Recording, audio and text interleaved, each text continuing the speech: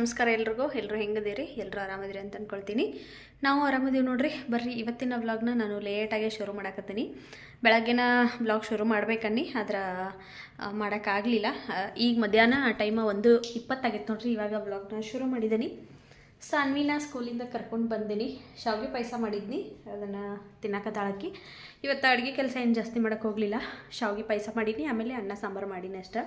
ರಾತ್ರಿಗೆ ರೊಟ್ಟಿಯರ ಚಪಾತಿಯರ ಏನಾರ ಮಾಡಿರತ್ತಂಥೇಳಿ ಮಾಡೋಕ್ಕೆ ಹೋಗಲಿಲ್ಲ ನೋಡ್ರಿ.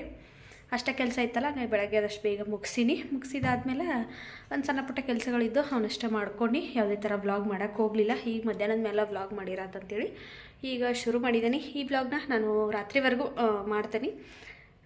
ಎಲ್ಲೂ ಸ್ಕಿಪ್ ಮಾಡ್ದಂಗೆ ವಿಡಿಯೋನ ಎಂಡ್ವರೆಗೂ ನೋಡಿರಿ. ವಿಡಿಯೋ ಇಷ್ಟ ಆದ್ರೆ ಲೈಕ್ ಮಾಡಿರಿ ಮತ್ತು ಚಾನಲ್ನ ಸಬ್ಸ್ಕ್ರೈಬ್ ಮಾಡ್ಕೊಳ್ರಿ. ಬರ್ರಿ ವ್ಲಾಗ್ನ ಶುರು ಮಾಡೋಣಂತ.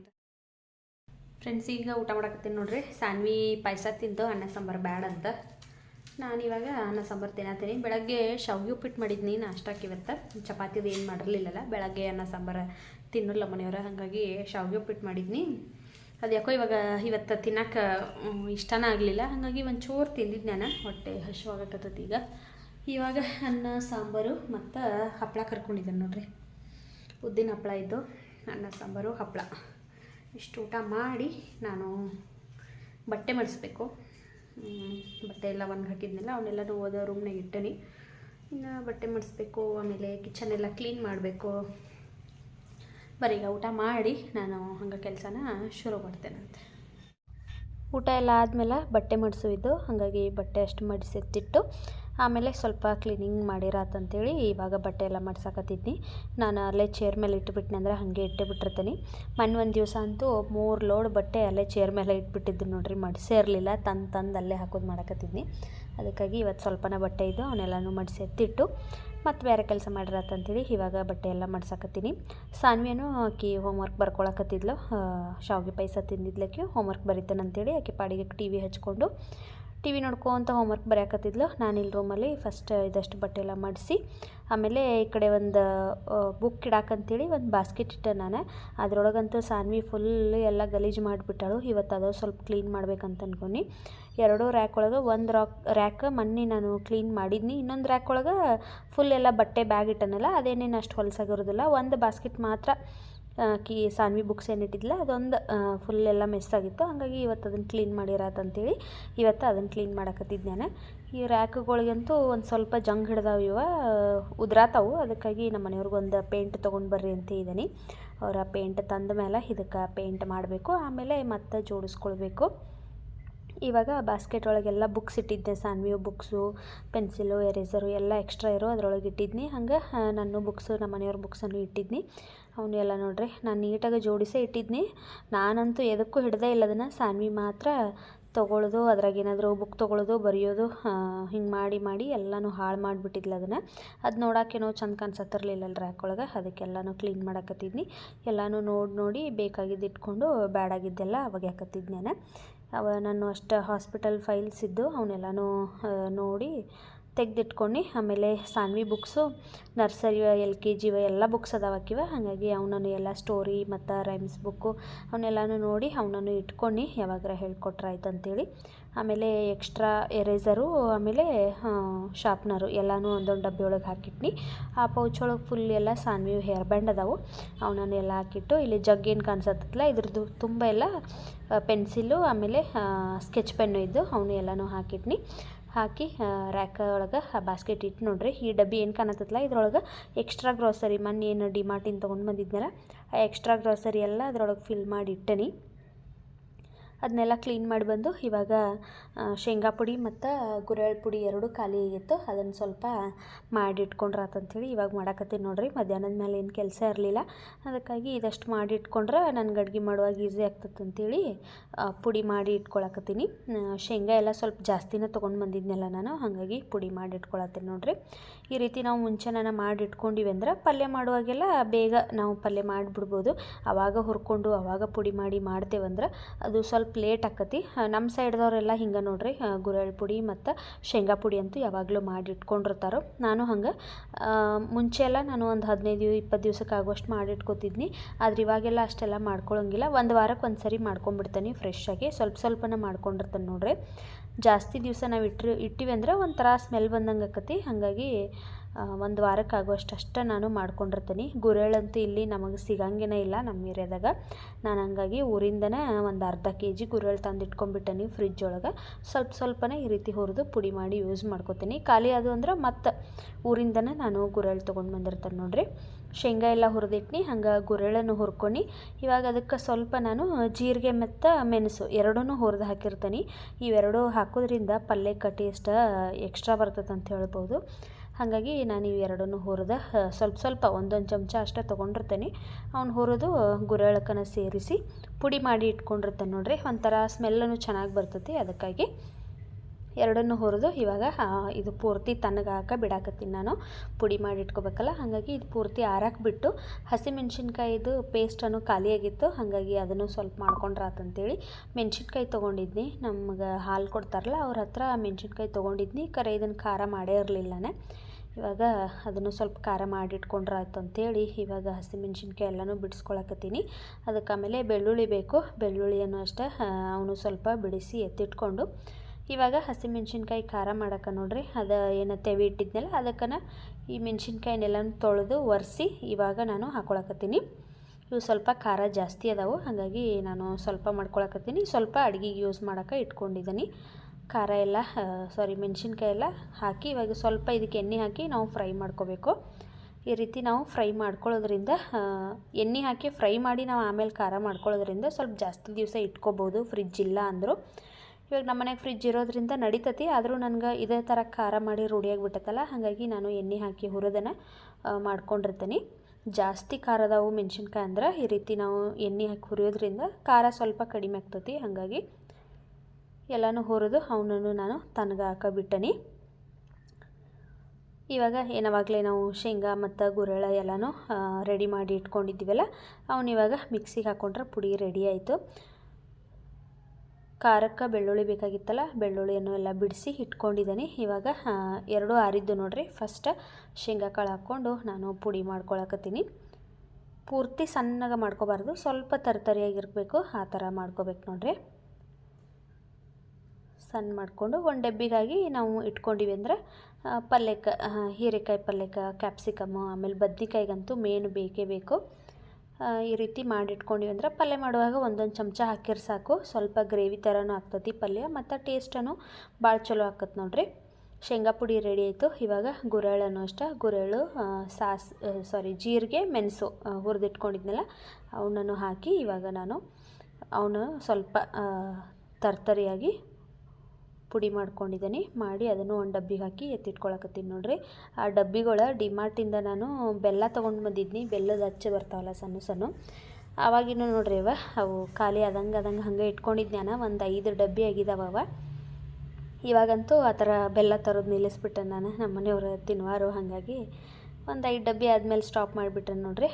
ಎಲ್ಲನೂ ಪುಡಿ ಮಾಡಿ ಎತ್ತಿಟ್ಕೊಂಡು ಇವಾಗಿನ ಹಸಿಮೆಣ್ಸಿನ್ಕಾಯಿ ಸ್ವಲ್ಪ ಅವು ಬಿಸಿ ಇದ್ದು, ಹಾಗಾಗಿ ಇನ್ನೊಂದು ಸ್ವಲ್ಪ ಬಿಟ್ಟು ಅದನ್ನು ಹಾಕಿರಾತಂತೇಳಿ ಹಂಗೆ ಕಟ್ಟಿ ಎಲ್ಲ ಕ್ಲೀನ್ ಮಾಡ್ಕೊಂಡು ಫ್ರಿಜ್ ಒಳಗೆ ಹಳಿವು ಸ್ವಲ್ಪ ಮೆಣಸಿನ್ಕಾಯಿ ಇದ್ದು ಅವನನ್ನು ಎಲ್ಲ ತೆಗೆದು ಚಲೋ ಆರಿಸಿಟ್ಕೊಂಡು, ಆಮೇಲೆ ಕೊತ್ತಂಬರಿ ಬೇಕಲ್ಲ ಖಾರಕ್ಕೆ, ಕೊತ್ತಂಬರಿ ಎಲ್ಲ ಬಿಡಿಸಿಟ್ಕೊಂಡು ಇವು ಹಾಳಾಗಿದ್ದ ಮೆಣಸಿನ್ಕಾಯಿ ಎಲ್ಲನೂ ತೆಗೆದು ಡಸ್ಟ್ಬಿನ್ಗೆ ಹಾಕತ್ತಾರೆ ನೋಡ್ರಿ. ಒಂದು ಸ್ವಲ್ಪ ಅಲ್ಲಿ ಕವರಲ್ಲಿ ಇಟ್ಕೊಂಡಿದ್ದಾನಲ್ಲ ಅವನನ್ನು ಡಬ್ಬಿಗೆ ಹಾಕಿ ಸ್ಟೋರ್ ಮಾಡಿ ಇಟ್ಕೋತೀನಿ.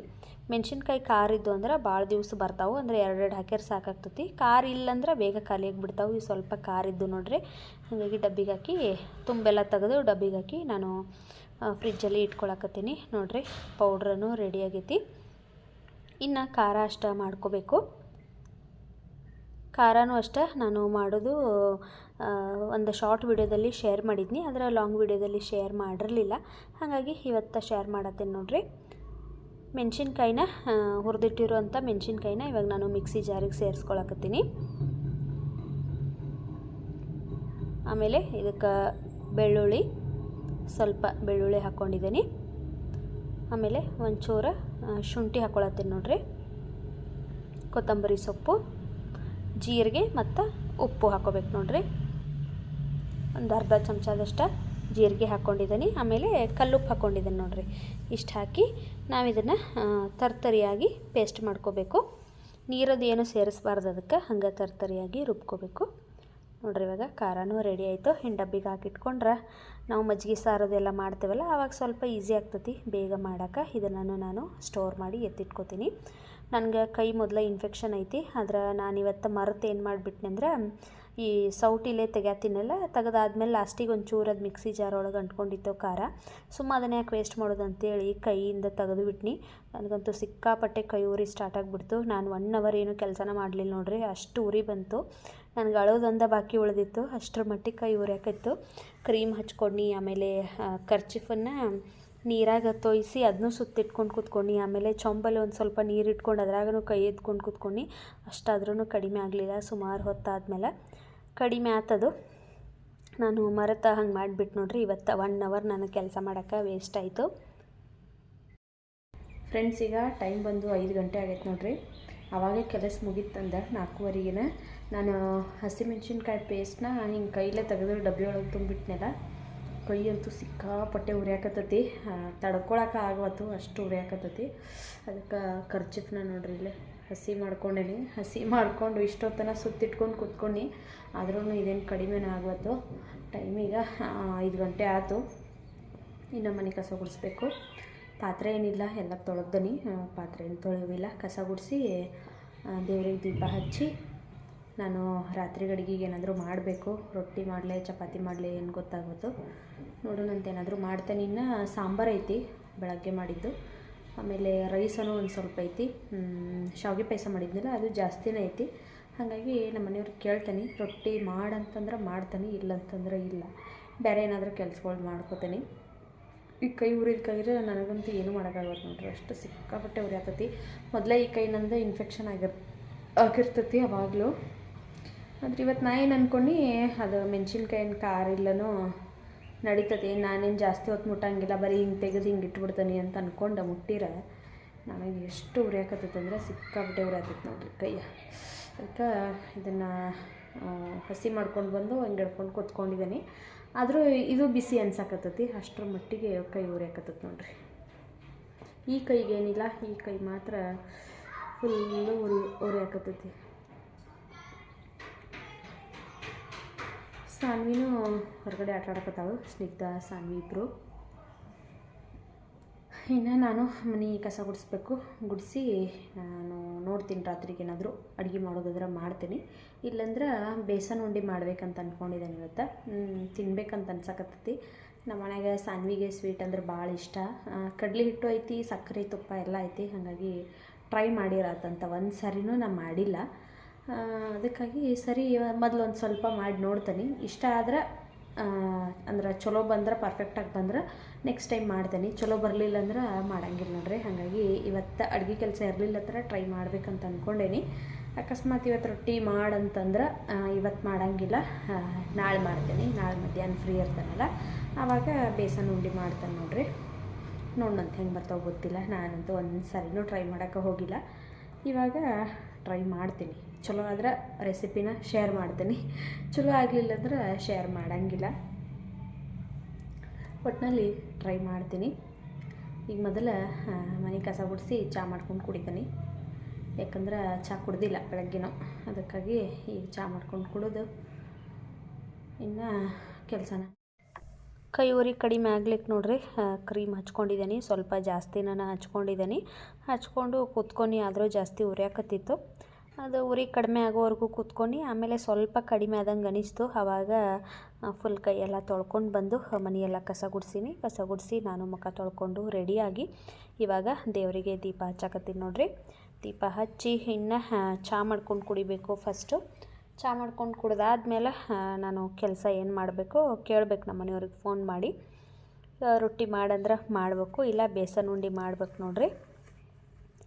ಮಧ್ಯಾಹ್ನ ಅದಷ್ಟೇನು ಹೊರೋದು ಖಾರ ಎಲ್ಲ ಮಾಡಿಟ್ನೆಲ್ಲ, ಅದಾದಮೇಲೆ ನಾನು ಹೊಳ್ಳಿ ಅಡುಗೆ ಮನೆಗೆ ಬರಲಿಲ್ಲ. ಕೈ ಉರಿ ಅಂಥೇಳಿ ಅಲ್ಲೇ ಕೂತ್ಕೊಂಡ್ಬಿಟ್ಟಿದ್ನಿ. ಈಗ ಕಸ ಗುಡಿಸಿ ಇವಾಗ ಬಂದೇನು ನೋಡ್ರಿ. ಟೈಮ ಒಂದೀಗ 7 ಗಂಟೆ ಆಗಕ್ಕೆ ಬಂದಿತ್ತು. ಫಸ್ಟ್ ಹಾಲು ಕಾಯ್ಸಕ್ಕೆ ಇಡಾಕತ್ತೀನಿ. ಹಾಲು ಕಾಯಿಸಿ ಇವಾಗ ನಾನು ಚಹಾ ಮಾಡ್ಕೋಬೇಕು.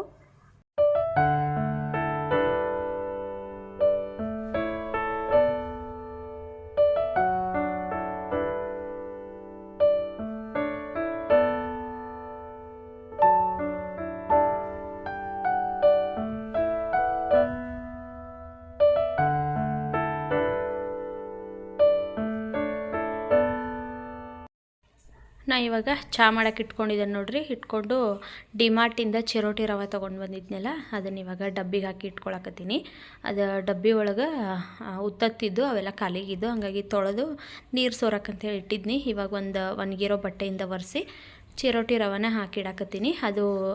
ಅದರದ್ದು ಕವರ್ ಭಾಳ ತೆಳು ಇರ್ತದೆ. ನಾವು ಅಲ್ಲಿಂದ ಡಿಮಾರ್ಟಿಂದ ಏನು ತೊಗೊಂಡು ಬಂದಿವಲ್ಲ ಅವಾಗ ಸ್ವಲ್ಪ ಸಣ್ಣದೊಂದು ತೂತಾಗಿರ್ತದೆ. ಅದಕ್ಕಾಗಿ ನಾನಲ್ಲಿ ಗ್ರಾಸರಿ ಎಕ್ಸ್ಟ್ರಾ ಹಾಕಿಟ್ಟನಲ್ಲ, ಆ ಡಬ್ಬಿ ಒಳಗೆ ಏನು ಇಟ್ಟಿರಲಿಲ್ಲ, ಇಲ್ಲೇ ಇಟ್ಕೊಂಡಿದ್ನಿ ಡಬ್ಬಿ ಒಳಗೆ ಹಾಕಿಟ್ರಂತೇಳಿ. ಆ ಡಬ್ಬಿ ಎಲ್ಲ ಫುಲ್ಲಾಗಿ ಒಂಚೂರು ರವೆ ಮಿಕ್ಕಿತು, ಅದನ್ನು ಸಣ್ಣ ಡಬ್ಬಿ ಒಳಗೆ ಹಾಕಿಟ್ನಿ. ಇವಾಗ ಚಹಾ ಕುದಿಯಾಕತ್ತಿತ್ತು. ನಾನು ಸ್ವಲ್ಪ ಸೇವು ತಿಂದು ಚಹಾ ಕುಡಿದ್ರಾತಂತೇಳಿ ಸೇವು ಹಾಕ್ಕೊಳಕತ್ತೀನಿ ನೋಡ್ರಿ. ನನಗಂತೂ ಈ ಸಣ್ಣ ಸೇವು ಭಾಳ ಇಷ್ಟ ಆಗ್ತಾವೆ. ಇನ್ನೊಂದು ಥರ ಮಿಕ್ಸ್ಚರ್ ಇರ್ತಾವಲ್ಲ ಎಲ್ಲ ಮಿಕ್ಸು, ಅವೇನು ಅಷ್ಟೊಂದು ಇಷ್ಟ ಆಗಂಗಿಲ್ಲ. ಇಷ್ಟ ಆಗ್ತಾವೆ, ಹಾಗಾಗಿ ಸ್ವಲ್ಪ ತಿಂದು ಚಹಾ ಕುಡಿದ್ರಾತಂತೇಳಿ ಇವಾಗ ಚಹಾ ಮಾಡಿಕೊಂಡು ಚಹಾ ಕುಡಿಯಾಕತ್ತೀನಿ. ನಮ್ಮ ಮನೆಯವ್ರಿಗೆ ಫೋನ್ ಮಾಡೀನಿ. ಅವರ ರೊಟ್ಟಿ ಏನು ಮಾಡೋದು ಬೇಡ, ಎಲ್ಲ ಐತಂದ್ರೆ ಅದನ್ನು ಅಡ್ಜಸ್ಟ್ ಮಾಡ್ಕೊಂಡು ತಿನ್ನೋನು, ಏನು ಮಾಡಬೇಡ ಅಂತಂದರು. ಹಾಗಾಗಿ ನಾನು ಚಹಾ ಕುಡ್ದೆ ಬೇಸನ್ ಲಾಡು ಮಾಡೋಕ್ಕಂತೇಳಿ ರೆಡಿ ಮಾಡ್ಕೊಳಕತ್ತೀನಿ.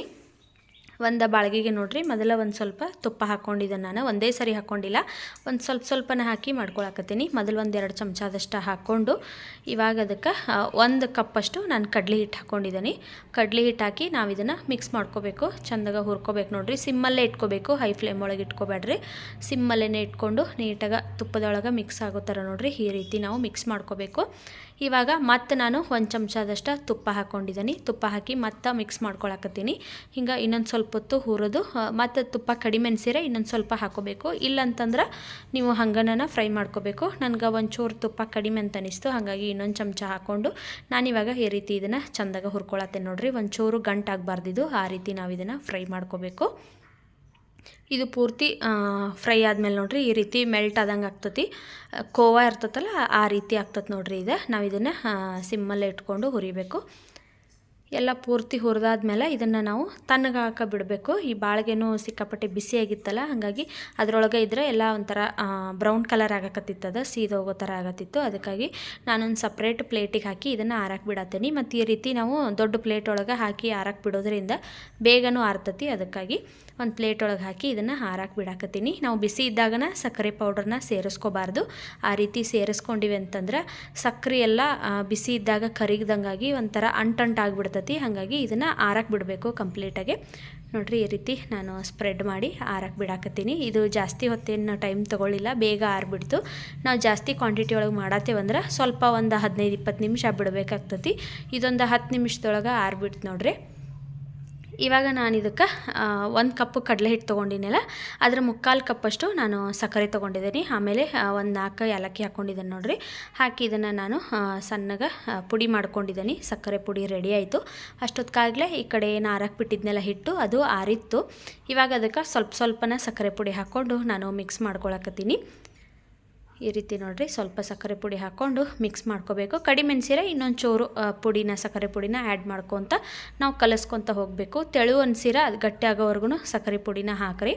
ಕರೆಕ್ಟಾಗಿ ಇತ್ತಂದ್ರೆ ಸಕ್ಕರೆ ಪುಡಿನ ಹಾಕೋ ಅವಶ್ಯಕತೆ ಇಲ್ಲ. ಮತ್ತು ಒಬ್ಬೊಬ್ಬರ ಮನ್ಯಾಗ ಜಾಸ್ತಿ ಸ್ವೀಟ್ ತಿಂತಾರೋ, ಒಬ್ಬೊಬ್ಬರ ಮನ್ಯಾಗ ಕಡಿಮೆ ತಿಂತಾರೋ, ಹಾಗಾಗಿ ನೋಡ್ಕೊಂಡು ಹಾಕೋರಿ.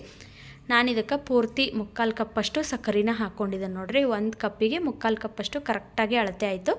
ಈ ರೀತಿ ಹಾಕ್ಕೊಂಡು ಚೆಂದಾಗಿ ಕಲಿಸ್ಕೊಂಡು ಆಮೇಲೆ ನಾವು ಇದನ್ನು ಕೈಯಿಂದ ತಿಕ್ಕೋಬೇಕು. ಈ ರೀತಿ ನೋಡ್ರಿ, ಎಲ್ಲನೂ ಕೈಯಿಂದ ತಿಕ್ಕೋಬೇಕು. ಆವಾಗ ಕರೆಕ್ಟಾಗಿ ಸಕ್ಕರೆ ಕಡಲೆ ಹಿಟ್ಟು ಜೋಡಿ ಮಿಕ್ಸ್ ಆಕತಿ. ಈ ರೀತಿ ಎಲ್ಲನೂ ಮಿಕ್ಸ್ ಮಾಡಿಕೊಂಡು ನಾನು ಇದನ್ನು ಉಂಡೆ ಕಟ್ಕೋತೀನಿ. ಎಷ್ಟು ಬೇಕಲ್ಲ ಅಷ್ಟು ಸಕ್ಕರೆ ಪುಡಿ ಹಾಕ್ಕೊಂಡು ಕಲಿಸ್ಕೊರಿ. ಇವಾಗ ನೋಡ್ರಿ ಕರೆಕ್ಟಾಗಿ ಆಗಿತ್ತಿದು ಅದ. ಇವಾಗ ಇದನ್ನು ನಾನು ಉಂಡೆ ಕಟ್ಕೊಳಕತ್ತೀನಿ ನೋಡ್ರಿ. ಉಂಡೆ ಶೇಪನು ಎಷ್ಟು ಚಂದ ಬರಾಕತ್ತಾವ ಅಂತೇಳಿ. ನಾನಂತೂ ಅಂದ್ಕೊಂಡೇ ಇರಲಿಲ್ಲ ಇಷ್ಟು ಚಲೋ ಬರ್ತಾವೆ ಬೇಸನ್ ಉಂಡೆ ಅಂತೇಳಿ.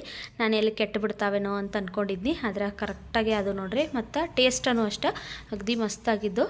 ನಾನು ಸುಮಾರು ದಿವಸದಿಂದ ಅಂದ್ಕೊಳಕತ್ತೀನಿ ಮಾಡಬೇಕು ಅಂತೇಳಿ. ಆದರೆ ಒಂದು ಭಯ ಇತ್ತು, ಎಲ್ಲೇ ಹಾಳು ಮಾಡಿಬಿಟ್ರೆ ಎಲ್ಲ ಐಟಮ್ಸ್ ಎಲ್ಲ ವೇಸ್ಟ್ ಆಕತ್ತಲ್ಲ ಅಂತೇಳಿ ಸುಮ್ಮಿದ್ನಿ. ಆದರೆ ನಾವು ಒಂದು ಸರಿ ಟ್ರೈ ಮಾಡಿ ನೋಡೋವರೆಗೂ ಯಾವುದೂ ಬರೋಂಗಿಲ್ಲ. ಹಾಗಾಗಿ ಇವತ್ತು ಟ್ರೈ ಮಾಡಿರಾತಂತೇಳಿ ಮಾಡೀನಿ. ಚಲೋ ಬಂದು ನೋಡ್ರಿ. ನೆಕ್ಸ್ಟ್ ಟೈಮ್ ನಾನು ಮಾಡಬೇಕಾದ್ರೆ ಸ್ವಲ್ಪ ಜಾಸ್ತಿ ಕ್ವಾಂಟಿಟಿ ಒಳಗೆ ಮಾಡ್ತೀನಿ. ಟೇಸ್ಟ್ ಅಂತೂ ಅಗದಿ ಮಸ್ತಾಗಿದ್ದು. ಒಂಚೂರು ನೋಡ್ರಿ ಈ ಥರ ತೆಳು ಅಂತ ಅನ್ಸಾಕತ್ತಾವ ನಿಮ್ಗೆ. ಅದ್ರ ಆಮೇಲೆ ಅವು ಡ್ರೈ ಆದಮೇಲೆ ಕರೆಕ್ಟಾಗಿ ಸ್ವಲ್ಪ ಗಟ್ಟಿಗಾಗಿದ್ದು. ಬಾಯಾಗಿಟ್ರೆ ಕರಗಬೇಕು ನೋಡ್ರಿ, ಅಷ್ಟು ಚಲೋ ಆಗಿದ್ದು. ನನಗಂತೂ ಭಾಳ ಅಂದ್ರೆ ಭಾಳ ಇಷ್ಟ ಅದು. ನಮ್ಮ ಮನೆಯವರು ತಿಂದೆ ಚಲೋ ಆಗಿದ್ದಾವೆ ಅಂತ ಹೇಳಿರು. ಆಮೇಲೆ ಸಾನ್ವಿಗೇನು ಇಷ್ಟ ಅದು, ಅಕ್ಕಿನೂ ತಿಂದ್ಲು ನೋಡಿರಿ ಕರೆಕ್ಟಾಗಿ ಒಂದು ಬಟ್ಲಕ್ಕೆ ಇಷ್ಟ ಆಗಿದಾವೆ, ಒಂದು 10-11 ಆಗಿದಾವೆ ನೋಡಿರಿ ಉಂಡೆ. ಇವಾಗ ಇದಕ್ಕೆ ಬೇಕಾದ್ರೆ ನಾವು ಡ್ರೈ ಫ್ರೂಟ್ಸ್ನ ಆ್ಯಡ್ ಮಾಡ್ಕೋಬೋದು. ನಾನು ದ್ರಾಕ್ಷಿನ ಹಾಕಕತ್ತಿದ್ನಿ, ಸಣ್ಣಗೆ ಬೇಕಾದ್ರೆ ನೀವು ಬಾದಾಮಿನೂ ಹಾಕೋಬೋದು. ನಾನು ದ್ರಾಕ್ಷಿ ಹಾಕಕತ್ತೀನಿ ನೋಡಿರಿ ದ್ರಾಕ್ಷಿ ಇಟ್ಟ ಮೇಲಂತೂ ಎಷ್ಟು ಚಂದ ಕಾಣಿಸಕತ್ತಿದ್ದು, ಅಂಗಡಿ ಒಳಗೆ ತಂದೇವೇನೋ ಅಂತ ಅನ್ಬೇಕು, ಆ ರೀತಿ ಇದ್ದು ನೋಡಿರಿ. ನನಗಂತೂ ಸಿಕ್ಕಾಪಟ್ಟೆ ಇಷ್ಟ ಅದು. ನಾನು ನೆಕ್ಸ್ಟ್ ಟೈಮ್ ಸ್ವಲ್ಪ ಜಾಸ್ತಿನೇ ಮಾಡಿ ಇಟ್ಕೋತೀನಿ, ಸಾನ್ವಿಗೆ ಸ್ನ್ಯಾಕ್ಸ್ ಬಾಕ್ಸಿಗೇನೋ ಹಾಕಕ್ಕೆ ನಡೀತತಿ. ಹಾಗಾಗಿ ಅಗದಿ ಪರ್ಫೆಕ್ಟಾಗಿ ಬಂದು ನೋಡಿರಿ. ನೀವು ನಿಮ್ಮ ಮನೆ ಒಳಗೆ ಟ್ರೈ ಮಾಡ್ತೇನೆಂದ್ರೆ ಟ್ರೈ ಮಾಡಿರಿ. ನಾನು ಮತ್ತು ಬೇರೆ ರೆಸಿಪಿನ, ಸ್ನ್ಯಾಕ್ಸ್ ರೆಸಿಪಿನ ನೆಕ್ಸ್ಟ್ ವಿಡಿಯೋದಲ್ಲಿ ನಾನು ಶೇರ್ ಮಾಡ್ತೀನಿ. ನೋಡಿರಿ ಎಷ್ಟು ಚಂದ ಕಾಣಿಸಕತ್ತಾವ ಅಂಥೇಳಿ, ತಿನ್ನಕ್ಕೂ ಅಷ್ಟು ಟೇಸ್ಟಾಗಿದ್ದು.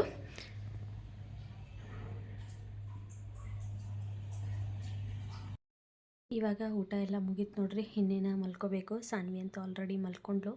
ನಾನು ಸ್ವಲ್ಪ ವೀಡಿಯೋ ಎಡಿಟ್ ಮಾಡೋದಿತ್ತು, ಹಾಗಾಗಿ ವೀಡಿಯೋ ಎಡಿಟ್ ಮಾಡಕತ್ತಿದ್ನಿ. ಅಡುಗೆ ಎಲ್ಲ ಏನು ಮಾಡೋಕ್ಕೆ ಹೋಗಲಿಲ್ಲ, ನಮ್ಮ ಮನೆಯವರು ಅದನ್ನು ತಿನ್ನೋಣಂದ್ರಲ್ಲ, ಹಾಗಾಗಿ ನಾನು ಬೇಸನ್ ಉಂಡೆ ಮಾಡೀನಿ. ಇವತ್ತಂತೂ ಬೇಸನ್ ಉಂಡೆ ಅಗದಿ ಮಸ್ತಾಗಿ ಪರ್ಫೆಕ್ಟಾಗಿ ಬಂದಿದ್ದು ನೋಡಿರಿ. ನೆಕ್ಸ್ಟ್ ಟೈಮ್ ಮಾಡಬೇಕಾದ್ರೆ ನಾನು ಸ್ವಲ್ಪ ಜಾಸ್ತಿ ಕ್ವಾಂಟಿಟಿ ಒಳಗೆ ಮಾಡ್ತೀನಿ. ಇವತ್ತು ಸುಮ್ಮನೆ ನೋಡಿರಾತಂತೇಳಿ ಸ್ವಲ್ಪ ಮಾಡೀನಿ, ಆದ್ರೆ ನನಗಂತೂ ಸಿಕ್ಕಾಪಟ್ಟೆ ಇಷ್ಟ ಆಗಿದ್ದಾವೆ. ನೀವು ನೋಡಿದ್ದೀರಿ ವಿಡಿಯೋದಲ್ಲಿ, ನೋಡೋಕೆ ಎಷ್ಟು ಚಂದ ಕಾಣಿಸಕತ್ತಿದ್ದು, ಹಂಗೆ ಬಾಯಾಗಿಟ್ರೆ ಕರಗಾಕತ್ತಿದ್ದು ನೋಡಿರಿ, ಅಷ್ಟು ಚಲೋ ಆಗಿದ್ದು. ಒಂದು ಸರಿ ನೀವು ನಿಮ್ಮ ಮನೆಯೊಳಗೆ ಟ್ರೈ ಮಾಡಿರಿ. ಮತ್ತು ಇವತ್ತಿನ ವಿಡಿಯೋನ ನಾನು ಇಲ್ಲಿಗೆ ಎಂಡ್ ಮಾಡಕತ್ತೀನಿ. ಈ ವಿಡಿಯೋ ನಿಮ್ಗೆ ಇಷ್ಟ ಆಗಿತ್ತಂದ್ರೆ ಲೈಕ್, ಶೇರ್, ಕಮೆಂಟ್ ಮಾಡಿರಿ. ಚಾನಲ್ನ ಸಬ್ಸ್ಕ್ರೈಬ್ ಮಾಡ್ಕೊಳ್ರಿ. ಮತ್ತು ಸಿಗ್ತೀನಂತ ನಾಳಿನ ಮತ್ತೊಂದು ಹೊಸ ವಿಡಿಯೋದಲ್ಲಿ. ಅಲ್ಲಿವರೆಗೂ ಬಾಯ್.